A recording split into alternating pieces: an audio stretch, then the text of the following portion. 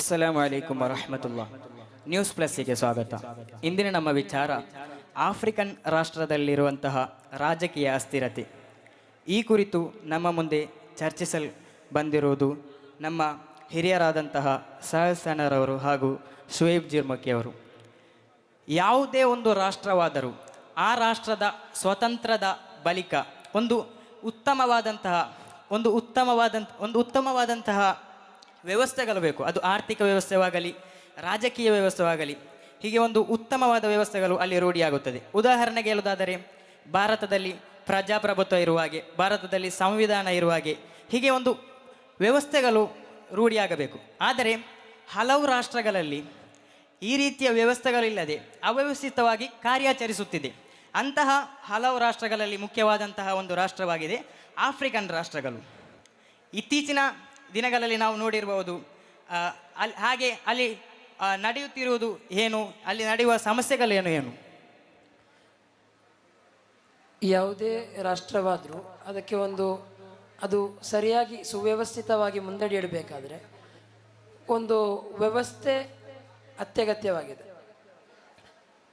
ನಮ್ಮ ಆಫ್ರಿಕನ್ ರಾಷ್ಟ್ರಗಳ ಕುರಿತಾಗಿ ಹೇಳುವುದಾದರೆ, ಆಫ್ರಿಕನ್ ರಾಷ್ಟ್ರಗಳು ಬಹಳ ಸಂಪನ್ಮೂಲಗಳಿಂದ ಸಂಪದ್ಭರಿತವಾದಂತಹ ಒಂದು ರಾಷ್ಟ್ರ. ಇಂತಹ ಏನಂತ ಹೇಳಿದರೆ ಅಲ್ಲಿ ಚಿನ್ನದ ಗಣಿಗಾರಿಕೆ ಆಗಿರ್ಬೋದು, ವಜ್ರದ ಗಣಿಗಾರಿಕೆ ಆಗಿರ್ಬೋದು, ಅದೇ ರೀತಿ ತೈಲದ ನಿಕ್ಷೇಪಗಳಾಗಿರ್ಬೋದು, ಇಂತಹ ವಿಷಯಗಳಿಂದ ಬಹಳ ಶ್ರೀಮಂತವಾದಂತಹ ಒಂದು ರಾಷ್ಟ್ರ. ಆದರೆ ಇತ್ತೀಚಿನ ದಿನಗಳಲ್ಲಿ ಈ ಆಫ್ರಿಕನ್ ರಾಷ್ಟ್ರಗಳಲ್ಲಿ ಬಹಳ ಸಂಘರ್ಷಗಳು, ಕಲಹಗಳು ಭುಗಿಲೇಳ್ತಾ ಇದೆ. ಅದರ ಕುರಿತಾದ ವಿಚಾರಗಳು ನಾವು ಮಾಧ್ಯಮಗಳ ಮುಖಾಂತರ ತಿಳಿತಾ ಇದ್ದೇವೆ. ಇದಕ್ಕೆಲ್ಲವೂ ಮುಖ್ಯವಾಗಿ ಏನಂತ ಹೇಳಿದರೆ, ಆಫ್ರಿಕನ್ ರಾಷ್ಟ್ರಗಳಲ್ಲಿ ಒಂದು ಚುನಾಯಿತ ಆಡಳಿತ ವ್ಯವಸ್ಥೆಯನ್ನು ಪದಚ್ಯುತಗೊಳಿಸಿ ಸೇನೆಯು ಅಧಿಕಾರವನ್ನು ಕೈವಶಪಡಿಸಿಕೊಳ್ತದೆ. ಇತ್ತೀಚೆಗೆ ಸುಡಾನ್ ಆಗಿರಲಿ, ಇಥಿಯೋಪಿಯಾ ಆಗಿರಲಿ, ಮಾಲಿ ಆಗಿರಲಿ, ಅದೇ ರೀತಿ ನಮ್ಮ ಬೇರೆ ಇತರ ರಾಷ್ಟ್ರಗಳು, ಅಲ್ಲೆಲ್ಲ ಏನಾಗಿದೆ ಅಂತ ಹೇಳಿದರೆ ಸಂಘರ್ಷಗಳು ಭುಗಿಲೇಗಿದೆ. ಇಂತಹ ಸೇನೆಗಳು ಅಧಿಕಾರವನ್ನು, ಆಡಳಿತವನ್ನು ತಮ್ಮ ಸುಪರ್ದಿಗೆ ವಹಿಸಿಕೊಳ್ಳುವುದರ ಮುಖಾಂತರ ಏನಾಗಿದೆ, ಅಲ್ಲಿ ಸಂಘರ್ಷಗಳು ಭುಗಿಲೇಳ್ತಾ ಬಂದಿದೆ. 2020ರಿಂದ 2024ರವರೆಗೆ 3 ವರ್ಷಗಳ ಎಡೆಯಲ್ಲಿ 9 ಸೇನಾ ದಂಗೆಗಳು ಈ ಆಫ್ರಿಕನ್ ರಾಷ್ಟ್ರಗಳಲ್ಲಿ ನಡೆದಿದೆ ಅಂತಾಗಿದೆ ವರದಿಗಳು ನಮಗೆ ತಿಳಿಸಿಕೊಡುವುದು. ಅದೇ ರೀತಿ ನಾಗರಿಕ ಯುದ್ಧಗಳು ಅಂತ ಹೇಳಿದರೆ, ಆಫ್ರಿಕನ್ ರಾಷ್ಟ್ರಗಳಲ್ಲಿರುವಂತಹ ಬಲಾಢ್ಯ ರಾಷ್ಟ್ರಗಳ ಮಧ್ಯೆ ಅಧಿಕಾರಕ್ಕೆ ಬೇಕಾಗಿ, ಆಡಳಿತ ವ್ಯವಸ್ಥೆಗೆ ಬೇಕಾಗಿ, ಆರ್ಥಿಕ ವ್ಯವಸ್ಥೆಯ ಬಲವರ್ಧನೆಗೆ ಬೇಕಾಗಿ ಅಲ್ಲಿ ಏನಾಗ್ತದೆ, ಪರಸ್ಪರ ಕಚ್ಚಾಟಗಳು ನಡೀತಾ ಇರ್ತದೆ. ಅದು ಅಲ್ಲಿನ ಜನರಿಗೆ ಏನಾಗ್ತದೆ, ಸಂಘರ್ಷಗಳಿಗೆ ಕಾರಣ ಆಗ್ತದೆ. ಅಲ್ಲಿನ ಅವರ ಒಂದು ಸಾಮರಸ್ಯಕ್ಕೆ ಕುಂದುಂಟು ಮಾಡ್ತದೆ. ಅದೇ ರೀತಿ ಅಲ್ಲಿರುವಂತಹ ಸರ್ವಾಧಿಕಾರ, ದೀರ್ಘಕಾಲೀನ ಅಧಿಕಾರ ಅವಧಿಗಳು ಅಲ್ಲಿನ ಜನರನ್ನು ಬೇಸತ್ತು ಹೋಗುವಂತೆ ಮಾಡ್ತದೆ. ಅದಕ್ಕೆ ವಿರುದ್ಧವಾಗಿ ಜನರು ಪ್ರತಿಭಟನೆ ಮಾಡ್ತಾರೆ, ವಿರುದ್ಧ ದಂಗೆ ಹೇಳ್ತಾರೆ, ಬಂಡಾಯ ಹೇಳ್ತಾರೆ. ಇದೆಲ್ಲವೂ ಅಲ್ಲಿನ ಒಂದು ಸಂಘರ್ಷಗಳಿಗೆ ಕಾರಣ ಅಂತ ಹೇಳ್ಬೋದು.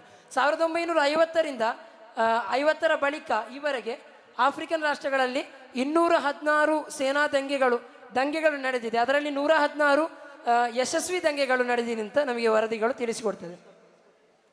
ಇಷ್ಟೆಲ್ಲ ಸಂಘರ್ಷಗಳು ನಡೆಯುತ್ತಿರುವಾಗ ಇದಕ್ಕೆ ಕಾರಣಗಳೇನು? ಖಂಡಿತವಾಗಿಯೂ ಸಫಾನ್ ರವರೇ, ಇದಕ್ಕೆ ಹಲವು ಕಾರಣಗಳಿದೆ.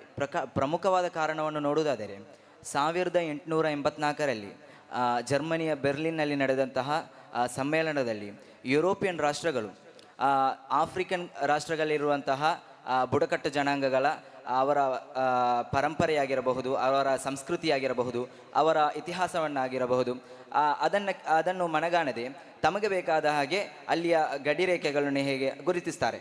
ಹೀಗೆ ಗುರುತಿಸುವಾಗ ಒಂದೇ ಗಡಿರೇಖೆ ಒಳಗೆ ಈ ವೈರಿ ಬುಡಗಟ್ಟುಗಳು ಸೇರ್ತದೆ. ಹೀಗಿರುವಾಗ ಅವರ ಮಧ್ಯೆ ಇಂತಹ ಸಂಘರ್ಷಗಳು ಭುಗಿಲೇಳುತ್ತದೆ. ಮಾತ್ರವಲ್ಲ, ಬ್ರಿಟನ್ ಮತ್ತು ಫ್ರಾನ್ಸ್ ದೇಶಗಳು ಅಲ್ಲಿಂದ ಅಧಿಕಾರವನ್ನು ಬಿಟ್ಟು ಹೋಗುವಾಗ ಅವರಿಗೆ ಒಂದು ರೀತಿಯ ರೋಲ್ ಗೌರ್ಮೆಂಟನ್ನು ತೋರಿಸಿದ್ದಾರೆ. ಅಂತಹ ರೋಲ್ ಗೌರ್ಮೆಂಟ್ ಏನಿದೆ, ಅದು ಅಲ್ಲಿಯ ಸಂಪನ್ಮೂಲಗಳನ್ನು ದೋಚುವಲ್ಲಿ ಮಾತ್ರ ಒಂದು ಸಂಪನ್ಮೂಲವನ್ನು ಮಾತ್ರ ದೋಚುವಾಗಿದೆ. ಖಂಡಿತವಾಗಿಯೂ ಅದು ಅಲ್ಲಿ ಒಂದು ಪ್ರಮುಖವಾದ ಒಂದು ಬಲಾಢ್ಯವಾದ ಪ್ರಜಾಪ್ರಭುತ್ವದ ಬುನಾದಿಯನ್ನು ಹಾಕುವುದರಲ್ಲಿ ವಿಫಲವಾಗಿದೆ. ಮಾತ್ರವಲ್ಲ, ಇನ್ನೊಂದು ಪ್ರಮುಖವಾದ ಕಾರಣವೇನೆಂದರೆ, ಆಗ ತಾನೇ ಶುಯೈಬ್ರವರು ಹೇಳಿದಾಗೆ ಅಲ್ಲಿಯ ಖನಿಜಗಳು, ಅಲ್ಲಿಯ ಸಂಪನ್ಮೂಲಗಳು ಅದು ಅಲ್ಲಿಯ ರಾಷ್ಟ್ರಗಳಿಗೆ ಒಂದು ಶಾಪವಂತೆ ಹೇಳ್ಬೋದು. ಏಕೆಂದರೆ ಆಫ್ರಿಕನ್ ರಾಷ್ಟ್ರಗಳು ತೈಲ ನಿಕ್ಷೇಪದಲ್ಲಿ ಆಗಿರಬಹುದು, ಚಿನ್ನದ ಗಣಿಗಾರಿಕೆಯಲ್ಲಿ ಆಗಿರಬಹುದು, ವಜ್ರದ ಗಣಿಗಾರಿಕೆಯಲ್ಲಿ ಆಗಿರಬಹುದು, ಬಹಳಷ್ಟು ಶ್ರೀಮಂತಿಕೆ ಇರುವಂತಹ ರಾಷ್ಟ್ರ. ಹೀಗಿರುವಾಗ ಜಗತ್ತಿನ ಮಹಾಶಕ್ತಿಗಳಾದಂತಹ ಅಮೇರಿಕವಾಗಿರಬಹುದು, ರಷ್ಯಾ ಆಗಿರಬಹುದು, ಚೀನಾವಾಗಿರಬಹುದು, ಇವರ ಕಣ್ಣುಗಳು ನೇರವಾಗಿ ಅಲ್ಲಿಗೆ ಬರ್ತದೆ. ಇದು ಸ್ವಾಭಾವಿಕ. ಹೀಗಿರುವಾಗ ಅಲ್ಲಿರುವಂತಹ ಸಂಪನ್ಮೂಲಗಳನ್ನು ತಮ್ಮದಾಗಿಸಿಕೊಳ್ಳಲು ಅಲ್ಲಿರುವಂತಹ ಲೋಕಲ್ ಗೌರ್ಮೆಂಟಿಗೆ, ಅಲ್ಲಿರುವಂತಹ ಬಂಡಾಯಕೋರರಿಗೆ ಶಸ್ತ್ರಾಸ್ತ್ರಗಳನ್ನು ಪೂರೈಸುವ ಮೂಲಕ ಅಲ್ಲಿಯ ಸಂಘರ್ಷಗಳನ್ನು ಇನ್ನಷ್ಟು ಜೀವಂತಗೊಳಿಸ್ತಾರೆ. ಇದರಿಂದ ಅಲ್ಲಿಯ ರಾಜಕೀಯ ಅಸ್ಥಿರತೆಯನ್ನು ಉಪಯೋಗಿಸಿಕೊಂಡು ಅಲ್ಲಿಯ ಸಂಪನ್ಮೂಲಗಳನ್ನು ದೋಚುವ ಕೆಲಸ ನಡೀತಾ ಇದೆ. ಒಟ್ಟಿನಲ್ಲಿ ಹೇಳುವುದಾದರೆ ಈ ಜಗತ್ತಿನ ಮಹಾಶಕ್ತಿಗಳೇನಿದೆ, ಈ ಆಫ್ರಿಕನ್ ರಾಷ್ಟ್ರಗಳಲ್ಲಿ ಇಂತಹ ಸಂಘರ್ಷಗಳಿಗೆ ಉಂಟಾಗಲು ಒಂದು ಪರೋಕ್ಷವಾದ ಕಾರಣವಂತೆ ಹೇಳ್ಬಹುದು. ಇದಕ್ಕೆ ಪರಿಹಾರವಾಗಿ ನಾವು ಏನು ಮಾಡಬೇಕು ಅಂತ ಹೇಳಿದರೆ, ಅಲ್ಲಿನ ಒಂದು ಬಹುದೊಡ್ಡ ಸಮಸ್ಯೆಯಾಗಿ ಆಗಿದೆ ತೈಲ ಸಂಪನ್ಮೂಲಗಳನ್ನು, ಖನಿಜ ಸಂಪನ್ಮೂಲಗಳನ್ನು ಇಲ್ಲಿ ವಿಶ್ಲೇಷಿಸಿರುವುದು. ಹಾಗೆ ಹೇಳುವಾಗ ಅದನ್ನು ಸೂಕ್ತವಾಗಿ ನಿಭಾಯಿಸುವಂತಹ ಒಂದು ವ್ಯವಸ್ಥೆಯನ್ನು ಅಲ್ಲಿ ಕಲ್ಪಿಸಬೇಕು.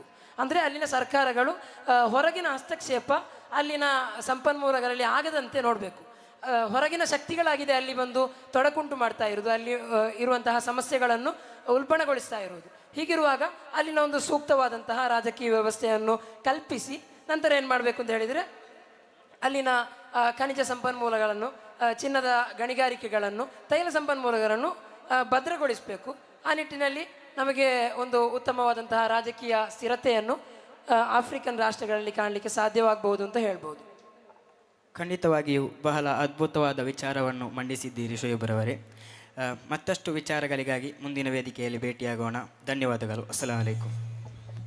Next court letter B on the stage. Judges, please note. ವರಹಮತುಲ್ಲಾಹಿ ತಾಲ ವಬರಕಾತು. Irshad ನ್ಯೂಸಿಗೆ ಸ್ವಾಗತ. ಇವತ್ತು ನಮ್ಮ ಚಾನಲ್ನಲ್ಲಿ ಚರ್ಚೆ ಮಾಡುವ ವಿಚಾರ ಅಲ್ಪಸಂಖ್ಯಾತರಿಂದ ಕಸಿದುಕೊಳ್ಳುತ್ತಿರುವ ಧಾರ್ಮಿಕ ಸ್ವಾತಂತ್ರ್ಯದ ಹಕ್ಕು. ಈ ವಿಚಾರವಾಗಿ ನಮ್ಮೊಂದಿಗೆ ಮಾತನಾಡಲು ಬಂದಿದ್ದಾರೆ ಡಾಕ್ಟರ್ ಮಿಸ್ಟರ್ ಇರ್ಫಾನ್ ಚಿಕ್ಕಮಗಳೂರು ಮತ್ತು ಡಾಕ್ಟರ್ ಮಿಸ್ಟರ್ ಹಫೀಜ್ ಅಸೈಗೋಲಿ ಅವರು. ಮೊದಲನೇದಾಗಿ ಈ ವಿಷಯದ ಕುರಿತು ಇರ್ಫಾನ್ ಅವರು ನಿಮ್ಮ ನಿಲುವುಗಳೇನು? ಅಲ್ಪಸಂಖ್ಯಾತರ ಬಗ್ಗೆ ನಾವು ಒಂದು ವಿಚಾರವನ್ನು ತೆಗೆದುಕೊಂಡಾಗ ಮೊದಲು ನೋಡಬೇಕಾದದ್ದು, ಮೊನ್ನೆ ಡಿಸೆಂಬರ್ 25 ದಿವಸ ಕ್ರಿಸ್ಮಸ್ ಆಚರಣೆ ಜಗತ್ತಿನಾದ್ಯಂತ ತುಂಬ ಆಡಂಬರವಾಗಿ ನಡೆಯುತ್ತೆ. ಅದೇ ರೀತಿ ಭಾರತದಲ್ಲೂ ಕೂಡ ನಡೆಯುತ್ತೆ. ಆದರೆ ಭಾರತದಲ್ಲಿ ಕೆಲವೊಂದು ಕಡೆ ಗಲಭೆಗಳು ಕೂಡ ನಡೆಯುತ್ತೆ. ಉದಾಹರಣೆಗೆ ಛತ್ತೀಸ್ಗಢ್ನಲ್ಲಿ ಏನಾಗುತ್ತೆ ಅಂದರೆ, ಒಂದು ಮಾಲ್ನಲ್ಲಿ ಕ್ರಿಸ್ಮಸ್ ಅಲಂಕಾರಗಳನ್ನು ಮಾಡಿರ್ತಾರೆ. ಹಾಗೆ ಅದನ್ನು ಒಂದು ಗುಂಪು ಪ್ರವೇಶಿಸಿ ಅದನ್ನೆಲ್ಲ ಧ್ವಂಸ ಮಾಡುತ್ತೆ, ನಾಶ ಮಾಡುತ್ತೆ.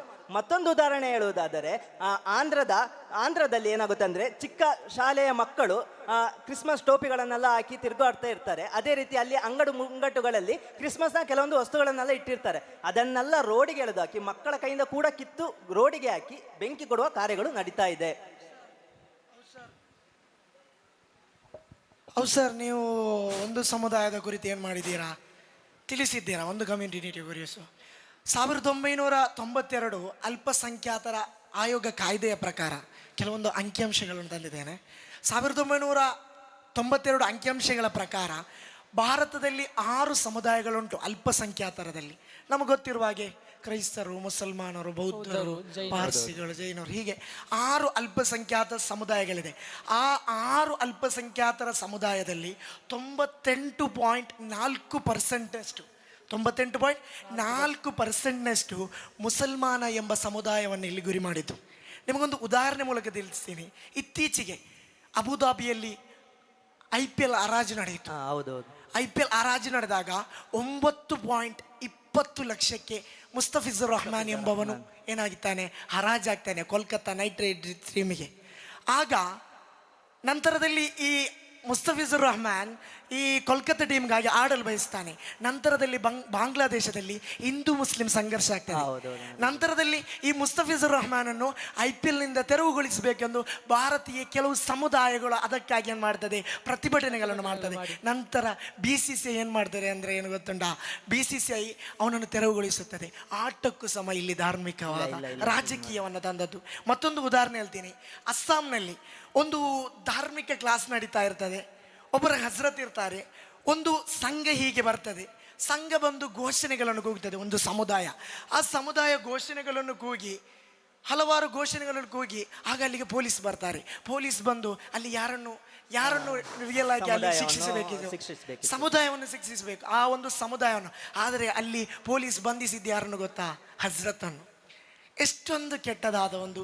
ಅಫೀಸ್ನವರೇ, ನೀವು ಈ ವಿಷಯವನ್ನು ಹೇಳ್ಬೇಕಾದ್ರೆ ನನಗೊಂದು ವಿಷಯ ನೆನಪಾಯ್ತು. ಏನೆಂದರೆ, ಮೊನ್ನೆ ಕಾಶ್ಮೀರ್ನಲ್ಲಿ ಇರುವಂತಹ ಒಂದು ಇದು ಕಾಲೇಜ್, ಮೆಡಿಕಲ್ ಕಾಲೇಜ್ನಲ್ಲಿ ಏನಾಗುತ್ತೆ ಅಂದರೆ 50 ಮಕ್ಕಳನ್ನು, ವಿದ್ಯಾರ್ಥಿಗಳನ್ನು ಮೆಡಿಕಲ್ ಇದಕ್ಕೆ ತಗೊಳ್ಕೊಳ್ತಾರೆ. ಅದರಲ್ಲಿ 42 ಮಕ್ಕಳು ಮುಸ್ಲಿಂ ಮಕ್ಕಳು ನೀಟ್ ಎಕ್ಸಾಮನ್ನು ಬರೆದು ಪಾಸಾದಂಥ 42 ಮಕ್ಕಳು ಕ್ವಾಲಿಫೈ ಆಗ್ತಾರೆ. ಮತ್ತೆ ಉಳಿದದ್ದು 8 ಜನ ಮಕ್ಕಳು ಮಾತ್ರ ಬೇರೆ ಇದನ್ನು ಆಯ್ಕೆ ಆಗ್ತಾರೆ. ಇದು ಮೊನ್ನೆ ವೈಷ್ಣವಿ ಕಾಲೇಜ್ನಲ್ಲಿ. ಇಷ್ಟೆಲ್ಲ ಸಂಘರ್ಷಗಳಿಗೆ ಕಾರಣ ಏನು? ಇಲ್ಲಿನ ಯಾರಾದ್ರು ಪ್ರಚೋದನೆಯ ಯಾವುದಾದರೂ ಭಾಷಣ? ಹೌದೌದು, ನಿಮ್ಮ ಅತ್ಯಂತ ಉತ್ತಮವಾದ ಒಂದು ಪ್ರಶ್ನೆ. ಈ ನಮ್ಮ ದ್ವೇಷ ಭಾಷಣದ ಜಾಗತಿಕ ಸಮಯದ ಒಂದು ವರದಿಯ ಪ್ರಕಾರ 94% ಏನಾಗಿದೆ, ದ್ವೇಷ ಭಾಷಣವೇ ಇದಕ್ಕೆ ಕಾರಣ. ನಿಮಗೆ ಗೊತ್ತಿರ್ಬೋದು, ಒಂದು ಉದಾಹರಣೆ ಹೇಳ್ತೀನಿ. 2023 ಮತ್ತು 2024 ಇಲ್ಲಿ ಹೋಲಿಕೆ ಮಾಡಲಾಗುತ್ತದೆ. 2023ರಲ್ಲಿ 668 ಘಟನೆಗಳು ದ್ವೇಷ ಭಾಷಣಗಳು. ಅದೇ 1165 ಇಲ್ಲಿ ಒಂದು ನಿಮಿಷ, 1165 ಘಟನೆಗಳು ಏಕೆ ದ್ವೇಷ ಭಾಷಣ 2024ರಲ್ಲಿ 74% ಇಲ್ಲಿ ಏನಾಗಿದೆ, ಅಧಿಕವಾಗಿದೆ. ಅದೇ ರೀತಿ ಏನಾಗುತ್ತೆ ಅಂದ್ರೆ 64% ಕೇವಲ ಹೈದರಾಬಾದ್ ಮತ್ತು ಮಧ್ಯಪ್ರದೇಶ ಮತ್ತು ಇತರೆ ಸ್ಥಳಗಳಲ್ಲಿ ಮಾತ್ರ, ಅಂದ್ರೆ ಭಾರತದ ಉತ್ತರ ಪ್ರದೇಶಗಳಲ್ಲಿ ಮಾತ್ರ, ಭಾರತದ ಉತ್ತರದಲ್ಲಿ ಮಾತ್ರ. ಇಲ್ಲಿ ನಾವು ಕೇರಳವನ್ನು ಮಾದರಿ ಮಾಡಬಹುದು. ಕೇರಳವನ್ನು ಮಾದರಿ ಮಾಡಬಹುದು. ಜನ್ಸಿ ಕಾಲದ ಗುರುವಾದ ChatGPT ಕೂಡ ಏನು ಹೇಳೋದು, ಕೇರಳ ಅಷ್ಟೇನು ಇಲ್ಲೇನಿಲ್ಲ, ಇಲ್ಲಿ ಅಷ್ಟೇನು ರಾಜಕೀಯವಾಗಿ ಧರ್ಮಗಳ ಎಡೆಯಲ್ಲಿ ಆಟವಾಡಲು ಸಾಧ್ಯವಿಲ್ಲ. ಒಂದು ಉದಾಹರಣೆ ಹೇಳ್ತೀನಿ. ಶೈಖುನಾ ಸುಲ್ತಾನುಲ್ ಉಲಮಾ ಕಾಂದಪುರಂ ಎಂಬವರು ಇಂಡಿಯನ್ ಗ್ರ್ಯಾಂಡ್ ಮುಫ್ತಿ ಆಗಿದ್ದಾರೆ. ಅವರು ಒಬ್ಬರು ಯಮನ್ನಲ್ಲಿರುವ ಮತ್ತೊಬ್ಬ ಸಮುದಾಯದ ಒಬ್ಬ ಹುಡುಗಿ ಯಮನ್ನಲ್ಲಿರುವ ಒಂದು ಜೈಲಲ್ಲಿ ಇರ್ತಾಳೆ. ಲಾಸ್ಟ್ ಅವಳು ಏನಾಗ್ತಾಳೆ ಅಂದರೆ, ಅವಳಿಗೆ ಜೀವವಾದಿ ಶಿಕ್ಷೆಯನ್ನು ಆ ಯಮನ್ ಗೌರ್ಮೆಂಟ್ ಅಲ್ಲಿ ವಿಧಿಸ್ತದೆ. ಆಗ ಅದಕ್ಕೆ ಯಾರದ್ದು ಕೂಡ ಏನಾಗಲಿಲ್ಲ, ಯಾರದ್ದು ಕೂಡ ಅಲ್ಲಿ ಶೈಲಿ ಪ್ರತಿಫಲಿಸಿಲ್ಲ. ಆದರೆ ಶೈಖುನಾ ಕಾಂದಪುರ ಮುಸ್ತಾದರವರು ಅದು ತನ್ನ ಸಮುದಾಯ ಎಂದು ನೋಡದೆ, ಬೇರೆ ಸಮುದಾಯ ಆದರೆ ನನಗೇನು, ನನ್ನವರು, we the people of the India, ನಾನು ಭಾರತೀಯರು. ಅದೊಂದು ಉದಾಹರಣೆ. ಈಗೆಲ್ಲ ನೋಡುವಾಗ ಇದೆಲ್ಲ ಕರ್ನಾಟಕದ ಹೊರಗಿನ ವಿಚಾರ. ಕರ್ನಾಟಕದ ಒಳಗೆ ಅಥವಾ ಈ ಪ್ರಾದೇಶಿಕವಾಗಿ ನಮ್ಮ ಈ ಯಾವ ರೀತಿ ಮುಂದುವರಿಯುತ್ತಾ ಇದೆ? ಇದೊಂದು ತುಂಬಾ ಒಳ್ಳೆಯ ಪ್ರಶ್ನೆ. ಶ್ರೀ ಪಣೋಲಿಬೈಲ್ ಎಂಬುದು ಒಂದು ಹಿಂದೂ ಹಿಂದೂ ಧಾರ್ಮಿಕ ಸ್ಥಳ. ಅಲ್ಲಿ ಒಂದು ದಿವಸ ಮೀಲಾದ್ ದಿವಸ, ಹಜರತ್ ಸಲ್ಲಲ್ಲಾಹು ಅಲೈಹಿ ವಸಲ್ಲಮರ ಜನ್ಮದಿನದಂದು ಅಲ್ಲಿ ಒಂದು ರ್ಯಾಲಿ ನಡೆಯುತ್ತದೆ, ಇದು ಮುಸಲ್ಮಾನರ ರ್ಯಾಲಿ. ಆಗ ಏನಾಗ್ತದೆ ಅಂದ್ರೆ, ಅಲ್ಲಿ ಹಿಂದೂಗಳಾಗಿದೆ ಏನು ಸಿಹಿ ತಿಂಡಿಗಳನ್ನು ನೀಡೋದು. ಅದೇ ರೀತಿಯಲ್ಲಿ ಮೊಸರು ಕುಡಿಕೆ ನಡೆಯುತ್ತದೆ ಹಿಂದೂಗಳದ್ದು. ಅಲ್ಲಿ ಕೂಡ ಮುಸ್ಲಿಮರು ಏನ್ ಮಾಡ್ತಾರೆ, ಅವರಿಗೆ ಸಿಹಿಗಳನ್ನು ಹಂಚುವ ಕಾರ್ಯಗಳನ್ನು ಮಾಡ್ತಾರೆ. ಎಷ್ಟು ಸೌಹಾರ್ದತೆ ಇದೆ ಅಲ್ವಾ ಇಲ್ಲಿ. ಮತ್ತೊಂದು ಉದಾಹರಣೆ ಹೇಳ್ತೀನಿ. ಮಂಜನಾಡಿ ಇಸ್ಮಾಯಿಲ್ ಬುಖಾರಿ ಖದಸಲ್ಲಾಹು ತಆಲಾ ಅವರ ಉರುಸ್ ನಡೀತಾ ಇರ್ತದೆ. ಉರುಸ್ ನಡೆಯುವಾಗ ಒಂದು ವಾಹನಗಳು ಹೀಗೆ ಕೇಸರಿ ಏನಾಗಿ ಶಾಲುಗಳನ್ನಾಗಿ ಹೀಗೆ ಬರ್ತಾ ಇದೆ. ಬರುವಾಗ ಯಾರಿದು ಬರುವುದು? ಕೊನೆಗೆ ಗೊತ್ತಾದದ್ದು ಸಾಯಿ ಫ್ರೆಂಡ್ಸ್ ಅಸೈಗೋಳಿ ಎಂಬವರು. ಎಂತ ಅಲ್ಲಿ ಆಗಿದೆ ಸೌಹಾರ್ದ. ಇದು ನಮ್ಮ ಭಾವೈಕ್ಯತೆ. We the people of the India, ಏನ್ ಹೇಳೋದು, ಭಾರತೀಯರಾದ ನಾವು. ಗೊತ್ತಾಯ್ತಾ? ಒಳ್ಳೆಯ ವಿಚಾರವನ್ನು ನಮ್ಮೊಂದಿಗೆ ಹಂಚಿದ್ದಾರೆ. ಇನ್ನು ಮುಂದಿನ ದಿನಗಳಲ್ಲಿ ನಮ್ಮ ಈ ಚಾನಲ್ನಲ್ಲಿ ಮೀಸಲಾತಿಯ ಕುರಿತು, ವಕ್ಫ್ ತಿದ್ದುಪಡಿ ಕಾಯ್ದೆಗಳ ಕುರಿತು ಹಲವಾರು ಚರ್ಚೆಗಳು ನಡೆಯಲಿಕ್ಕಿದೆ. ಈ ಇರ್ಷಾದ್ ನ್ಯೂಸನ್ನು ಸಬ್ಸ್ಕ್ರೈಬ್ ಮಾಡದವರು ಆದಷ್ಟು ಬೇಗ ಮಾಡಿ ಎಂದು ಹೇಳುತ್ತಾ ಮಾತುಗಳಿಗೆ ವಿರಾಮ. ಅಸ್ಸಲಾಮು ಅಲೈಕುಂ ವರಹಮತುಲ್ಲಾಹಿ ತಆಲಾ ವಬರಕಾತು. ಅಸ್ಸಲಾಮು ಅಲೈಕುಂ ವರಹಮತುಲ್ಲಾಹಿ ತಆಲಾ ವಬರಕಾತುಹು. ಪ್ರೀತಿಯ ವೀಕ್ಷಕರೇ, ಇತ್ತೀಚಿನ ದಿನಗಳಲ್ಲಿ ಕೇಂದ್ರ ಸರ್ಕಾರದ ಕೆಲವೊಂದು ನೀತಿಗಳು ಪ್ರಜೆಗಳಲ್ಲಿ ಆತಂಕವನ್ನು ಮೂಡಿಸುತ್ತಿರುವುದನ್ನು ನಾವು ಕಾಣಬಹುದಾಗಿದೆ. ಪ್ರಮುಖವಾಗಿ ವಿಶ್ವದಲ್ಲೇ ಅತಿ ದೊಡ್ಡ ಉದ್ಯೋಗ ಯೋಜನೆಯೆಂದು ಗುರುತಿಸಲ್ಪಡುತ್ತಿರುವಂತಹ ನರೇಗಾ ಮಹಾತ್ಮ ಗಾಂಧೀಜಿ ರಾಷ್ಟ್ರೀಯ ಯೋಜನೆ ಖಾತರಿಯನ್ನು, ಈ ಯೋಜನೆಯನ್ನು ನಾವು ಕಾಣುತ್ತಿದ್ದೇವೆ. ಈ ಯೋಜನೆಯನ್ನು ಮರುನಾಮಕರಣ ಮಾಡುವ ಮೂಲಕ ಕೇಂದ್ರ ಸರ್ಕಾರವು ಬಾಪು ವಿಪಿಜಿ ರಾಮ್ಜಿ ಎಂದು ಹೇಳುವ ಮೂಲಕ ಇಂದು ಈ ದೇಶದಲ್ಲಿ ಹೊಸ ಚರ್ಚಾಸ್ಪದಕವಾದ ಒಂದು ವಿಷಯವಾಗಿ ಮಾರ್ಪಟ್ಟಿದೆ. ಇದು ಕೇವಲ ಹೆಸರಿನ ಬದಲಾವಣೆಯಾಗದೆ ಇದು ಯೋಜನೆಯನ್ನು ಬುಡ ಸಮೇತ ಸ್ಥಗಿತಗೊಳಿಸುವಂತಹ ಒಂದು ಮರುನಾಮಕರಣವಾಗಿದೆ. ಇದರ ಕುರಿತು ನಮ್ಮ ಹಾಸಿರ್ನವರೇ ನೀವು ಏನು ಹೇಳಲು ಬಯಸುವಿರಿ? ಅದೇ ರೀತಿಯಾಗಿ ಈ ಯೋಜನೆಯು ಕೇವಲ ರಾಜಕೀಯ ಹಿತಾಸಕ್ತಿ ಲಾಭವೇ ಅಥವಾ ಸಾರ್ವಜನಿಕ ಹಿತವೇ?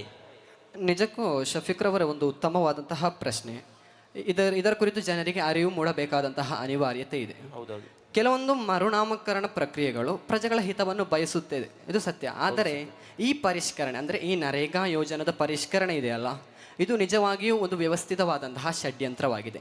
ಇದರ ಮೂಲ ಉದ್ದೇಶ ಯಾವ ರೀತಿ ಇದೆ ಅಂದರೆ, ಎಲ್ಲ ನಾವು ತಲಂತರವಾಗಿ ಅಂದರೆ ಅವರು ಪರಂಪರೆಯಾಗಿ ಬಂದಂತಹ ಒಂದು ಕಾಯ್ದೆ ಅದು ನಮ್ಮಿಂದ ಪ್ರಾರಂಭವಾಯಿತು ಎಂಬ ದಾಖಲೆ ಮಾಡಲಿಕ್ಕೆ ಆಗಿ ಇದನ್ನು ಬಿಂಬಿಸುವ ಉದ್ದೇಶದಿಂದ ಅವರು ನಮ್ಮ ಮರುನಾಮಕರಣ ಪ್ರಕ್ರಿಯೆಯನ್ನು ಮಾಡ್ತಾ ಇದ್ದಾರೆ. ಮಾತ್ರವಲ್ಲ, ವಿಶ್ವದಲ್ಲೇ ಪ್ರಸಿದ್ಧಿ ಪಡೆದಂತಹ ಈ ಯೋಜನೆ ಅಂದರೆ ವಿಶ್ವಸಂಸ್ಥೆ ಇದನ್ನು ಪ್ರಶಂಸಿಸಿದೆ. ಅಂತಹ ಯೋಜನೆಯನ್ನು ಬುಡ ಸಮೇತ ಕಿತ್ತು ಹಾಕುವಂತಹ ಪ್ರಯತ್ನ ಕೂಡ ಆಗ್ತಾ ಇದೆ. ಕಾರಣ ಯಾಕೆಂದರೆ ಇದು ಸ್ವಾತಂತ್ರ್ಯದ ನಂತರ ಜವಾಹರ್ಲಾಲ್ ನೆಹರೂರವರ ಆ ಸಂಘ ಅವರು ತಂದಂತಹ ಒಂದು ಯೋಜನೆಯಾಗಿದೆ.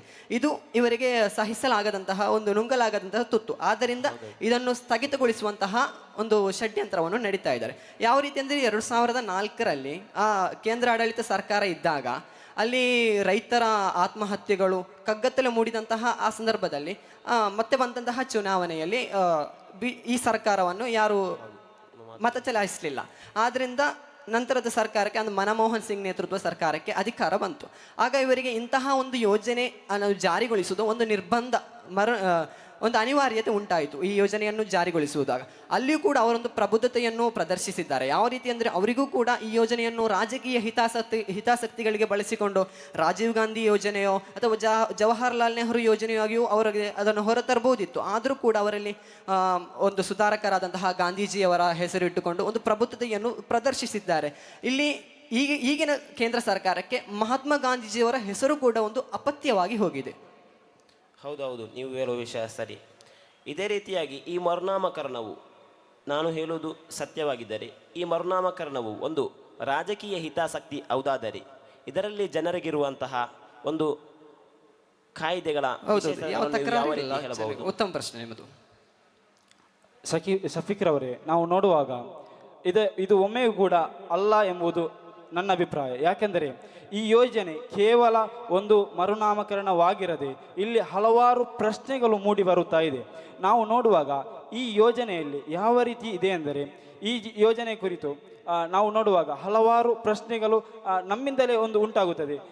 ವಿಲಿಯಂ ಶೇಕ್ಸ್ಪಿಯರ್ ಅವರು ಹೇಳುತ್ತಾರೆ, ಈ ಹೆಸರಿನಲ್ಲಿ ಏನಿದೆ ಅದೇ ರೀತಿ ನಾವು ನಮ್ಮ ಆಲೋಚನೆ ಯಾವ ರೀತಿ ಈ ಹೆಸರು ಬದಲಾವಣೆ ಅಂದರೆ ಮರುನಾಮಕರಣದ ವಿಶೇಷತೆ ಏನಿದೆ ಎಂದು ನಾವು ನೋಡುವುದಾದರೆ ಆ ವಿಶೇಷತೆ ಏನು ಎಂದು ನಾವು ನೋಡುವುದಾದರೆ ಅದರಲ್ಲಿ ಒಮ್ಮೆಯೂ ಕೂಡ ಒಂದು ತರ್ಕವಲ್ಲ.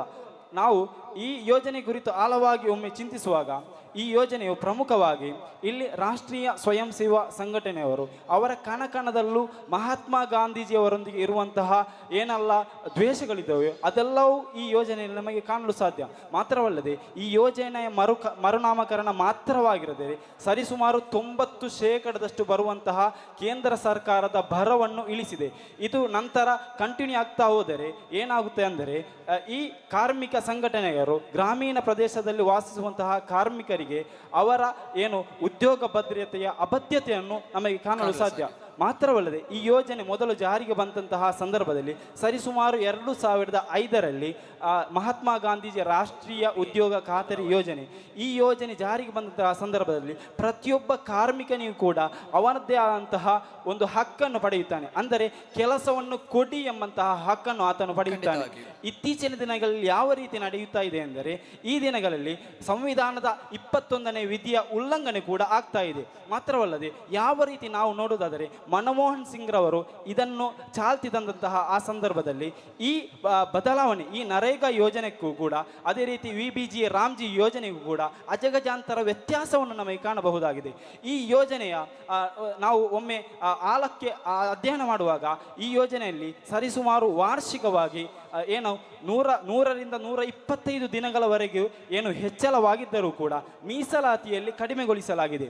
ಸರಿಸುಮಾರು ಕಳೆದ ವಾರ್ಷಿಕ ಅವಧಿಗಳನ್ನು ವಾರ್ಷಿಕ ಪಠ್ಯಗಳನ್ನು ನಾವು ನೋಡುವಾಗ ಆ ವಾರ್ಷಿಕ ಅವಧಿಗಳಲ್ಲಿ ಸರಿಸುಮಾರು 100 ದಿನಗಳಲ್ಲಿ ಉದ್ಯೋಗ ಯೋಜನಾ ಫಲಾನುಭವಿಗಳನ್ನು ನಾವು ನೋಡುವಾಗ 40.72 ಲಕ್ಷದಷ್ಟು ಜನರು ಇದನ್ನು ಫಲಾನುಭವಿಗಳಾಗಿದ್ದಾರೆ.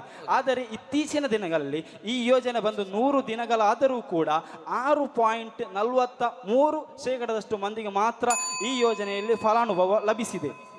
ಮಾತ್ರವಲ್ಲದೆ ಈ ಯೋಜನೆ ಎಲ್ಲ ರೀತಿ ಕೇಂದ್ರ ಸರ್ಕಾರವೇ ಭರಿಸಬೇಕಾಗಿತ್ತು. ಆದರೆ ಕೇಂದ್ರ ಸರ್ಕಾರ ಕೇವಲ 60% ಮಾತ್ರ ಭರಿಸಿ ಉಳಿದಂತಹ 40% ರಾಜ್ಯ ಸರ್ಕಾರದ ಬೊಕ್ಕಸದಿಂದ ಭರಿಸಬೇಕಾಗಿದೆ. ಮಾತ್ರವಲ್ಲದೆ ಈ ಯೋಜನೆಯಲ್ಲಿ ಕೇವಲ ಕೇಂದ್ರ ಸರ್ಕಾರ ಒಳಪಡಿಸಿದಂತಹ ಕೇಂದ್ರ ಸರ್ಕಾರ ಸೂಚಿಸಿದಂತಹ ಗ್ರಾಮೀಣ ಪ್ರದೇಶಗಳಿಗೆ ಮಾತ್ರ ಈ ಯೋಜನೆ ಅಳವಡಿಕೆಯಾಗುವುದನ್ನು ನಮಗೆ ತಿಳಿದು ಹೌದು. ಮತ್ತೆ ಪ್ರತ್ಯೇಕವಾಗಿ ಕೃಷಿ ಋತುವಿನಲ್ಲಿ ಇದನ್ನು ಸ್ಥಗಿತಗೊಳಿಸಿದ್ದಾರೆ. ಯಾವ ರೀತಿ ಅಂದರೆ ಒಂದು 125 ದಿವಸ ಈ ಯೋಜನೆ ಇದ್ದರೆ ಬರೋಬ್ಬರಿ 60 ದಿವಸಗಳ ಕಾಲ ಒಂದು ಕೃಷಿ ಋತುವಿನ ಸಂದರ್ಭ ಆದಾಗ ಅಲ್ಲಿ ಸ್ಥಗಿತಗೊಳಿಸಿದ್ದಾರೆ.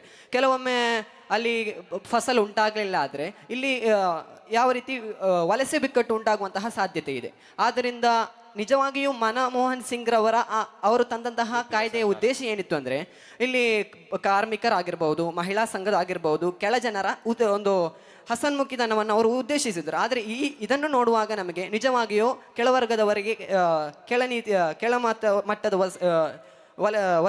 ಸಂಬಳವನ್ನು ನೀಡಿ ಅವರ ಹಿತಾಸಕ್ತಿಯನ್ನು ನಾವು ದೂರುವ ರೀತಿ ಇದೆ ನಿಜಕ್ಕೂ.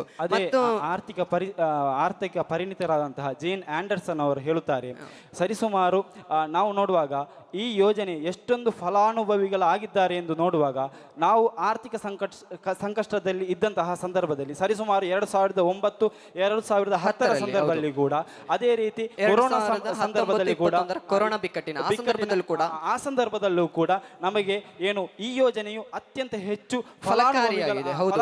ಹೌದು ಎಂದು ಜೇನ್ ಆಂಡರ್ಸನ್ ಅವರು ಹೇಳುತ್ತಾರೆ. ಮತ್ತು ಅವರ ಪ್ರಕಾರ ಯಾವ ರೀತಿ ಇದೊಂದು ಬೇಡಿಕೆ ಆಧಾರಿತವಾದಂತಹ ಒಂದು ಖಾತ್ರಿ ಯೋಜನೆ ಆಗಿತ್ತು. ಆದರೆ ಇತ್ತೀಚಿನ ಸರ್ಕಾರದ ಒಂದು ನಿಲುವು ನೋಡುವುದಾದರೆ ಆ ಬೇಡಿಕೆ ಆಧಾರಿತ ಅಂದ್ರೆ ಅವರಿಗೆ ನಮಗೆ ಕೆಲಸ ಕೊಡಿ, ಕೆಲಸ ಇಲ್ಲದಿದ್ದರೆ ಅವರಿಗೆ ಭತ್ಯೆ ನೀಡಬೇಕು ಎಂಬ ಒಂದು ಬೇಸನಡಿ ಬರ್ತದೆ. ಆದರೆ ಇತ್ತೀಚಿನ ಧೋರಣೆ ನೋಡುವಾಗ ನಿಜವಾಗಿಯೂ ಬಡವರ ಆ ಒಂದು ವ್ಯವಸ್ಥೆಯು ನಿರ್ಧಾರಿತ ಒಂದು ಕಷ್ಟದ ಸ್ಥಿತಿಯಲ್ಲಿ ತೋರ್ತಾ ಇದೆ. ಆದರೆ ಸರ್ಕಾರ ಅದರ ವಹಿವಾಟಕ್ಕೆ ಇಲ್ಲ, ಅವರ ಹೊಣೆಯನ್ನು ಸರ್ಕಾರ ಹೊರುವುದಿಲ್ಲ ಎಂದಾಗಿದೆ. ಹೌದು, ನಮ್ಮ ಇಂದಿನ ಚರ್ಚೆಯನ್ನು ಮುಂದಿನ ದಿನಗಳಲ್ಲಿ ಒಂದು ಉತ್ತಮವಾದ ರೀತಿಯಲ್ಲಿ ಅದೇ ರೀತಿಯಾಗಿ ಉತ್ತಮವಾದ ಅಡಿಬರಹವನ್ನು ವಿಷಯಗಳನ್ನು ಸಮಾಜದ ಮುಂದೆ ಇಡುತ್ತಾ ಇನ್ಶಾ ಅಲ್ಲಾ ನಿಮ್ಮೆಲ್ಲರ ಭರವಸೆಯೊಂದಿಗೆ ಅಸ್ಸಲಾಮು ಅಲೈಕುಂ ವರಹಮತುಲ್ಲಾ. ಭಾರತವು ವಿಶ್ವದ ಅತ್ಯಂತ ದೊಡ್ಡದಾದ ಪ್ರಜಾಪ್ರಭುತ್ವ ರಾಷ್ಟ್ರವಾಗಿದೆ. ಈ ಭಾರತದಲ್ಲಿ ಅಲ್ಲಿರುವ ಜನರು ಮತದಾನಗಳ ಮೂಲಕ ಪ್ರತಿನಿಧಿಗಳನ್ನು ಆಯ್ಕೆ ಮಾಡ್ತಾರೆ. ಈ ಮತದಾನವು ಪ್ರಜಾಪ್ರಭುತ್ವದ ಮೂಲ ಅಂಗವಾಗಿದೆ. ಇನ್ನು ಈ ಚುನಾವಣಾ ಆಯೋಗ ಎಂದರೆ ಭಾರತದ ಅತ್ಯಂತ ದೊಡ್ಡದಾದ ಒಂದು ಅಭಯದ ಕೇಂದ್ರವಾಗಿದೆ. ಇದರ ಬಗ್ಗೆ ಹಿನ್ನೆಲೆ ಹಾಗೂ ಕುರಿತು ಇದರ ನೈಜ ಮಾಹಿತಿಯನ್ನು ಹೇಳ್ತೀರಾ ಸಿದ್ರು ಅವರೇ? ಚುನಾವಣಾ ಆಯೋಗದ ಕುರಿತು ಹೇಳುವಾಗ ಈ ಭಾರತದಲ್ಲಿ 1951ರಲ್ಲಿ ಮೊದಲ ಚುನಾವಣಾ ಪದ್ಧತಿ ಆರಂಭಗೊಳ್ಳುತ್ತೆ. 1951ರಲ್ಲಿ ಈ ಚುನಾವಣಾ ಪದ್ಧತಿ ಪ್ರಾರಂಭಗೊಂಡಾಗ ಭಾರತೀಯರ ಸಂಖ್ಯೆ 40 ಕೋಟಿ. ಇದರಲ್ಲಿ 30 ಕೋಟಿ ಭಾರತೀಯರು ಅನಕ್ಷರಸ್ಥರಾಗಿದ್ದರು. ಅಂದರೆ ಚುನಾವಣೆಯ ಬಗ್ಗೆ ತಿಳುವಳಿಕೆ ಇಲ್ಲದ, ತಾನು ಆರಿಸಬೇಕಾದಂತಹ ಅಭ್ಯರ್ಥಿಯ ಹೆಸರನ್ನು ಕೂಡ ಓದಲು ಕೂಡ ಅಸಾಧ್ಯವಾದಂತಹ ಅಷ್ಟು ಕೂಡ ಅನಕ್ಷರತೆ ಅವರಲ್ಲಿ ತುಂಬಿ ತುಳುಕ್ತಾ ಇತ್ತು. ಅವರನ್ನು ಕೂಡ ಈ ಮತದಾನದಲ್ಲಿ ಪ್ರೋತ್ಸಾಹಿಸುವ ಸಲುವಾಗಿ ಭಾಗವಹಿಸುವಂತಹ ಸಲುವಾಗಿ ಅಂದಿನ ಚುನಾವಣಾ ಆಯೋಗದ ಮುಖ್ಯಸ್ಥರಾದಂತಹ ಸುಕುಮಾರ್ ಸೇನ್ರವರು ಒಂದು ಜಗತ್ತಿನಲ್ಲೇ ಇಲ್ಲದಂತಹ ಒಂದು ಹೊಸ ಚುನಾವಣಾ ಪದ್ಧತಿಯನ್ನು ಜಾರಿಗೆ ತರ್ತಾರೆ. ಏನಂದರೆ, ಜನರು ತನ್ನ ನಿತ್ಯ ಜೀವನದಲ್ಲಿ ಉಪಯೋಗಿಸುವಂತಹ ವಸ್ತುಗಳನ್ನೇ ಚಿಹ್ನೆಯನ್ನಾಗಿ ಬಳಸಿ ಅದರ ಮುಖಾಂತರ ಮತದಾನ ಮಾಡುವುದು. ಅಂದರೆ ನಿತ್ಯ ಜೀವನದಲ್ಲಿ ಉಪಯೋಗಿಸುವಂತಹ ಕೊಡಲಿ, ಪೊರಕೆ, ಸುತ್ತಿಗೆ ಮುಂತಾದ ವಸ್ತುಗಳನ್ನು ಚಿಹ್ನೆಯನ್ನಾಗಿ ಬಳಸಿ ಅದರ ಮುಖಾಂತರ ಮತದಾನ ಮಾಡುವಂತಹ ಒಂದು ಕ್ರಮೇಣವನ್ನು ಅವರು ಜಾರಿಗೆ ತರುತ್ತಾರೆ. ಹೀಗೆ 1951ರಿಂದ ಪ್ರಾರಂಭವಾದಂತಹ ಚುನಾವಣೆಯ ನಂತರ ಕಳೆದ ದಶಕಗಳವರೆಗೂ ಕೂಡ ಚುನಾವಣೆಯಲ್ಲಾಗಲಿ, ಚುನಾವಣಾ ಫಲಿತಾಂಶದಲ್ಲಾಗಲಿ, ಚುನಾವಣಾ ಆಯೋಗದ ಮೇಲಾಗಿರಲಿ ಯಾವುದೇ ಕೂಡ ನಂಬಿಕೆಯನ್ನು ಕಳೆದುಕೊಂಡಿರಲಿಲ್ಲ ಜನರು. ಅಂದರೆ ಚುನಾವಣಾ ಆಯೋಗದ ಎನ್ನುವುದು ಈ ಭಾರತದ ಅತಿ ದೊಡ್ಡ ನಂಬಿಕೆಯ ಕೇಂದ್ರ. ಆದರೆ ಕಳೆದ ದಶಕಗಳಿಂದ 2014 ಸಮಥಿಂಗ್ ಇಲ್ಲಿ ಚುನಾವಣೆಯಲ್ಲಿ ಅಕ್ರಮಗಳು ನಡೆಯುತ್ತಿರುವುದು ಮತ್ತು ಸೀಮಿತ ಕಡೆಗೆ ವಾಲುತ್ತಿರುವುದು ದಿನದಿಂದ ದಿನಕ್ಕೆ ಸಾಕ್ಷಿ ಆಧಾರದ ಮೇರೆಗೆ ಸಾಬೀತಾಗುತ್ತಿರುವಂತಹ ಒಂದು ವಿಚಾರವಾಗಿದೆ. ಇನ್ನು ಈ ಚುನಾವಣೆಯಲ್ಲಿ ಅಕ್ರಮಗಳ ಕುರಿತು ಒಂದು ಅಂಕಿಅಂಶವಾಗಿ ಹೇಳ್ತೀರಾ? ಹೌದು, ಖಂಡಿತವಾಗಿಯೂ. ಚುನಾವಣೆಗೆ ಬೇಕಾಗಿ ಬೆಂಬಲಿಸಬೇಕಾದ, ಪ್ರೋತ್ಸಾಹಿಸಬೇಕಾದ ಚುನಾವಣಾ ಆಯೋಗವೇ ರಾತ್ರೋರಾತ್ರಿ ಲಕ್ಷಗಟ್ಟಲೆ ಮತದಾನ ಹಕ್ಕನ್ನು ಕಬಳಿಸುತ್ತಿದೆ. ಮಾತ್ರವಲ್ಲ, ಪ್ರತ್ಯೇಕ ಸ್ಥಳಗಳಲ್ಲಿ ತಮ್ಮವರನ್ನು ಗೆಲ್ಲಿಸುವ ಸಲುವಾಗಿ ಹೊಸ ಮತದಾರರ ಹೆಸರುಗಳನ್ನು ಕೂಡ ಸೇರಿಸಲಾಗುತ್ತಿದೆ. ಕಳೆದ 2024 ಚುನಾವಣಾ ಸಮಯದಲ್ಲಿ ಅತಿ ಹೆಚ್ಚು ಹೊಸ ಮತದಾರರನ್ನು ಸೇರ್ಪಡೆ ಮಾಡಿರುವ ನಮ್ಮ ಪಕ್ಕದ ಕೇರಳ ರಾಜ್ಯದ ತ್ರಿಶೂರು ಜಿಲ್ಲೆಯಲ್ಲಿ ಹೊಸ ಮತದಾರರ ಸಂಖ್ಯೆಯು 50,000ವಾಗಿತ್ತು. ಅಷ್ಟೇ ಅಲ್ಲ, ಈ 50,000 ಮತದಾರರೆಲ್ಲರ ವಿಳಾಸ ಅದೇ ಊರಿನ ಒಂದು ಪಾಲು ಬಿದ್ದಂತಹ ಒಂದು ಕಟ್ಟಡವಾಗಿತ್ತು. ಮಾತ್ರವಲ್ಲ, ಪರಿಚಯವಿಲ್ಲದ ಹೆಸರುಗಳು, ಅನ್ಯ ಜಿಲ್ಲೆಯವರು, ಉತ್ತರ ಭಾರತದ ವ್ಯಕ್ತಿಗಳು ಕೂಡ ಈ ಒಂದು ಪಾಲು ಬಿದ್ದಂತಹ ಕಟ್ಟಡದ ವಿಳಾಸದ ಮೇರೆಗೆ ಏನು ಮಾಡಿದ್ದಾರೆ ಅಂದರೆ ಮತದಾನವನ್ನು ಮಾಡಿದ್ದಾರೆ. ಇನ್ನು ಹರಿಯಾಣದ ಕುರಿತು ಮಾತನಾಡುವಾಗ ಬರೋಬ್ಬರಿ 25 ಲಕ್ಷ ನಕಲಿ ಮತದಾರಗಳನ್ನು ಮಾಡಿ ಸಾಕ್ಷಿ ಆಧಾರಗಳ ಮೂಲಕ, ಸೆಮಿನಾರ್ ಮೂಲಕ ಪ್ರತಿಪಕ್ಷಗಳು ಅದನ್ನು ತೋರಿಸಿದ್ದವು. ಮಾತ್ರವಲ್ಲ, ಅಲ್ಲಿನ ಒಂದು ಸಂಗತಿಯನ್ನು ನೋಡುವುದಾದರೆ ಒಂದೇ ಮನೆಯ ವಿಳಾಸದ ಮೂಲಕ 100ಕ್ಕೂ ಅಧಿಕ ಮತಗಳು ಮತ್ತು ಒಂದೇ ವ್ಯಕ್ತಿಯಿಂದ 200ಕ್ಕೂ ಅಧಿಕ ಮತಗಳನ್ನು ಕೂಡ ನಡೆದಿವೆ. ಆಶ್ಚರ್ಯ ವಿಷಯವೇನೆಂದರೆ ಇದರ ಕುರಿತು ಒಂದೇ ಒಂದು ಅನ್ವೇಷಣೆ ಕೂಡ ನಮ್ಮ ಚುನಾವಣಾ ಆಯೋಗ ನಡೆಸಿಲ್ಲ ಎಂಬುದೊಂದು ಖೇದಕರವಾದ ಒಂದು ಸಂಗತಿಯಾಗಿದೆ. ಪ್ರತಿಪಕ್ಷಗಳು ಇಂತಹ ಅಕ್ರಮ ಅನ್ಯಾಯಗಳ ವಿರುದ್ಧ ಬರೆದಂತಹ ಪತ್ರಗಳಿಗೆ ಕೂಡ ಏನು ಉತ್ತರ ಸಿಗಲಿಲ್ಲ ಎಂಬುದು ಇದೊಂದು ಅಂಕಿಅಂಶವಾಗಿ ಪರಿಗಣಿಸಬಹುದಾಗಿದೆ. ಇನ್ನು ಈ ಅಕ್ರಮ ಚುನಾವಣೆಯಲ್ಲಿ ಒಬ್ಬ ನೈಜ ಮತದಾರನ ಮೇಲೆ ಇದು ಯಾವ ರೀತಿಯಾಗಿ ಪ್ರಭಾವವನ್ನು ಬೀರುತ್ತದೆ? ಈ ಅಕ್ರಮಗಳ ಕುರಿತು ಸೂಕ್ತವಾದಂತಹ ತನಿಖೆ ನಡೆಸಬೇಕಾದಂತಹ ಚುನಾವಣಾ ಆಯೋಗವೇ ಇದರಲ್ಲಿ ಶಾಮೀಲಾಗ್ತಾ ಇದೆ. ಅಂದರೆ ಎಲ್ಲ ಗೊತ್ತಿದ್ದು ಕೂಡ ಕಣ್ಣು ತೆರೆದು ಮಲಗಿಕೊಂಡಿದೆ ಎಂದು ಹೇಳಬಹುದು. ಇದನ್ನು ಕಣ್ಣು ತೆರೆದು ಮಲಗಿಕೊಂಡಿದೆ ಈ ಚುನಾವಣಾ ಆಯೋಗ. ಇಲ್ಲಿ ಕೆಲವೊಂದು ಮತದಾರರು ಇಲ್ಲಿ ಏನು ಮಾಡ್ತಾ ಇದ್ದಾರೆ ಅಂದರೆ ಕೆಲವೊಂದು ಆಮಿಷಗಳಿಗೆ ಬಲಿಯಾಗಿ ಈ ಭವಿಷ್ಯವನ್ನು ನಿರೀಕ್ಷಿಸದೆ ನಾವು ಆಯಿತು, ನಮ್ಮ ಮನೆಯ ಮಕ್ಕಳು ಆಯಿತು ಎಂದು ಹೇಳುವ ಮೂಲಕ ಏನು ಮಾಡ್ತಾ ಇದ್ದಾರೆ, ಆಮಿಷಗಳಿಗೆ ಬಲಿಯಾಗಿ ಭವಿಷ್ಯ ಭಾರತವನ್ನು ನಿರೀಕ್ಷಿಸದೆ ಏನು ಮಾಡ್ತಾ ಇದ್ದಾರೆ, ತಪ್ಪು ಮಾಡ್ತಾ ಇದ್ದಾರೆ. ಇನ್ನೂ ಕೆಲವೊಂದೆಡೆ ಏನಾಗ್ತಾ ಇದೆ, ಕೆಲವೊಂದು ಮತದಾರರು ಭವಿಷ್ಯವನ್ನು ಕೂಡ ನಿರೀಕ್ಷಿಸ್ತಾ ಇಲ್ಲ. ಇನ್ನು ಸರ್ವಾಧಿಕಾರದಕ್ಕ ಈ ಟೋಟಲ್ ಆಗಿ ಇದರ ಹಿಂದಿರುವಂತಹ ಒಂದು ಸಾಕ್ಷಿ ಆಧಾರ ಅಂದರೆ ಇದು ಸರ್ವಾಧಿಕಾರದತ್ತ ಈ ಚುನಾವಣೆ ಆಯೋಗ ಹೋಗ್ತಾ ಇದೆ. ಅಂದರೆ ಸರ್ವಾಧಿಕಾರವನ್ನು ಹೆಣೆಯುವಂತಹ, ಸರ್ವಾಧಿಕಾರವನ್ನು ಬಯಸುವಂತಹ ಕೆಲವೊಂದು ಸಂಘಶಕ್ತಿಗಳು ಒಟ್ಟಾಗಿ ಕೆಲಸ ಮಾಡುತ್ತಿರುವಾಗ ಖಂಡಿತವಾಗಿಯೂ ಇದು ಜನರ ಮೇಲೆ ಹೇಗೆ ಮನಸ್ಥಿತಿ ಬೀರ್ಬೋದು. ಆಗ ಅವರು ಹೇಳಿದರು 50,000ಕ್ಕೂ ಹೆಚ್ಚು ಮತಗಳು ಅವರ ವಿಳಾಸವನ್ನು ಪತ್ತೆ ಹಚ್ಚಿದಾಗ 50,000 ಮಂದಿಯೂ ಕೂಡ ಒಂದೇ ಒಂದು ಪಾಳು ಬಿದ್ದಂತಹ ಒಂದು ಕಟ್ಟಡದಲ್ಲಿದ್ದರು ಅಂತ. ಇಂತಹ ವಾರ್ತೆಗಳನ್ನು ತಿಳಿದಂತಹ ನೈಜ ಮತದಾರರ ಮನಸ್ಥಿತಿ ಏನಾಗಬೇಡ ಹೇಳಿ, ಅದು ಒಡೆದು ಚೂರಾಗಬಹುದು. ಇನ್ನು ಕೆಲವೊಂದು ಒಮ್ಮತ ಅಭಿಪ್ರಾಯದ ಪ್ರಕಾರ ಮತದಾನಗಳು ನಮ್ಮ ನಿರೀಕ್ಷೆಯ ಫಲವಾಗಿ ಬರದೇ ಇದ್ದರೆ ಅಲ್ಲೂ ಕೂಡ ಏನಾಗ್ಬೋದು, ನನಗೆ ಮತದಾನ ಬೇಡ, ನಾನು ಮತದಾನದಿಂದ ಹಿಂಜರಿಯುತ್ತೇನೆ ಎಂಬಂತಹ ಮನಸ್ಥಿತಿ ಕೂಡ ಜನರ ಮನಸ್ಸಿಗೆ ತಲುಪುತ್ತದೆ. ತನಗೆ ಬೇಕಾದಂತಹ ಅವಕಾಶಗಳು ಕೊಡುತ್ತಿಲ್ಲ, ಅಧಿಕಾರವೂ ಕೊಡುತ್ತಿಲ್ಲ. ಇಲ್ಲಿ ಈ ಜಾತ್ಯತೀತ ಭಾರತದಲ್ಲಿ, ಜಾತ್ಯತೀತ ಅಂದರೆ ಹೇಳುವುದೇ ಹೇಗೆ, ಸರ್ವಧರ್ಮೀಯರಿಗೆ ಸಮಾನ ಅಧಿಕಾರ, ಸಮಾನ ಗೌರವ, ಅವಕಾಶವನ್ನು ಕೊಡಬೇಕಾಗಿದೆ. ಆದರೆ ಇಲ್ಲಿ ಆಡಳಿತಕ್ಕೆ ಬಂದಂತಹ ಪಕ್ಷಗಳು ಏನು ಮಾಡ್ತಾ ಇಲ್ಲ, ಅವರಿಗೆ ಸೀಮಿತವಾದ ಅಧಿಕಾರವನ್ನು ಕೊಡ್ತಾ ಇಲ್ಲ, ಅವಕಾಶವನ್ನು ಕೂಡ ಇಲ್ಲಿ ಕೊಡ್ತಾ ಇಲ್ಲ. ಇನ್ನು ಇಷ್ಟೆಲ್ಲ ಅಕ್ರಮಗಳು ನಡೆದರೂ ಇದಕ್ಕೆ ಪರಿಹಾರವಾದರೂ ಮತದಾನ ಜಾಗೃತಿ ಮಾಡುವ ಮೂಲಕ ಈ ಚುನಾವಣಾ ಕುರಿತಂತಹ ಅಕ್ರಮಗಳನ್ನು ಪರಿಹರಿಸಬೇಕಾಗಿದೆ ಮತ್ತು ಜನರು ತಮಗೆ ಬೇಕಾದ ಅಭ್ಯರ್ಥಿಗಳನ್ನು, ತಮ್ಮ ಅಗತ್ಯಗಳನ್ನು ಪೂರೈಸುವಂತಹ ವ್ಯಕ್ತಿಗಳನ್ನು ಏನು ಮಾಡಬೇಕಾಗಿದೆ, ಆಯ್ಕೆ ಮಾಡಬೇಕಾಗಿದೆ. ಮತ್ತು ಈ ಮತದಾನ ಎಂಬುದು, ಈ ಮತದಾನ ಒಂದು ಗರಿಷ್ಠವಾಗಿ ಒಂದು ಗಟ್ಟುಮುಟ್ಟಿನಾಗಿರಬೇಕು ಎಂದು ನಾನು ಹೇಳೋದಕ್ಕೆ ಇಷ್ಟಪಡ್ತೀನಿ. ಇಲ್ಲಿ ಚುನಾವಣಾ ಆಯೋಗ ಏನಿದೆಯೋ ಅದು ನಿಷ್ಪಕ್ಷವಾಗಿ ಕಾರ್ಯಚಟುವಟಿಕೆ ಮಾಡಬೇಕು. ಸೀಮಿತ ಒಂದು ಪಕ್ಷದ ಪರವಾಗಿ ನಿಲ್ಲದೆ ಇಲ್ಲಿ ಏನು ಮಾಡಬೇಕು, ನಿಷ್ಪಕ್ಷವಾಗಿ ಇಲ್ಲಿ ಆಡಳಿತ ಅವರ ಕಾರ್ಯ ಅವರು ಮಾಡಿದರೆ ಖಂಡಿತವಾಗಿಯೂ ಕೂಡ ಖಂಡಿತವಾಗಿಯೂ ಈ ಚುನಾವಣೆಗಿಂತ ಮೊದಲು ಭಾವನೆಗಿಂತ ವಿವೇಕಕ್ಕೆ, ಪ್ರಚಾರಕ್ಕಿಂತ ಪ್ರಗತಿಗೆ, ವ್ಯಕ್ತಿಗಿಂತ ನಾವು ಏನು ಮಾಡಬೇಕು, ವ್ಯವಸ್ಥೆಗೆ ಮತದಾನವನ್ನು ಮಾಡಬೇಕಾಗಿದೆ. ಮತ್ತು ಇಲ್ಲಿ ಸಂವಿಧಾನಬದ್ಧವಾಗಿ ಚುನಾವಣಾ ಆಯೋಗ ಇಲ್ಲಿ ಸಂಪೂರ್ಣವಾಗಿ ಸಂವಿಧಾನಬದ್ಧವಾಗಿ ಕಾರ್ಯಚಟುವಟಿಕೆ ಮಾಡಿದರೆ ಎಲ್ಲ ಸಮಸ್ಯೆಗಳು ಕೂಡ ಪರಿಹಾರ ನಾವು ಕಂಡುಕೊಳ್ಳಬಹುದಾಗಿದೆ. ನಿಮಗೊತ್ತು ಒಂದು ಮಾತು ಗೊತ್ತಿದೆ, if you consider our constitution in the right way and obey its, definitely we can solve every problem and extremely face it. ನಾವು ನಮ್ಮ ಸಂವಿಧಾನವನ್ನು ಸರಿಯಾದ ರೀತಿಯಲ್ಲಿ ಅರ್ಥೈಸಿಕೊಂಡು ಅದರಂತೆ ನಡೆದುಕೊಂಡರೆ, ಅದನ್ನು ನಮ್ಮ ಜೀವನದಲ್ಲಿ ಅಳವಡಿಸಿಕೊಂಡರೆ ನಮ್ಮೆಲ್ಲ ಸಮಸ್ಯೆಗಳನ್ನು ಹಿಮ್ಮೆಟ್ಟಿಸಬಹುದು, ನಮ್ಮೆಲ್ಲ ಸವಾಲುಗಳನ್ನು ಕೂಡ ಪರಿಹರಿಸಬಹುದೆಂದು ಈ ಮೂಲಕ ಪರಿಹಾರವನ್ನು ನಾವು ಕಂಡುಕೊಳ್ಬೇಕಾಗಿದೆ. ನಮ್ಮ ಜಾತ್ಯತೀತ, ನಮ್ಮ ಪ್ರಜಾಪ್ರಭುತ್ವ ರಾಷ್ಟ್ರವನ್ನು ಕೂಡ ನಾವು ಕಾಪಾಡಬಹುದಾಗಿದೆ. ಇದರಿಂದ ಜಾತ್ಯತೀತೆಯನ್ನು ನಾವು ಉಳಿಸಬಹುದಾಗಿದೆ.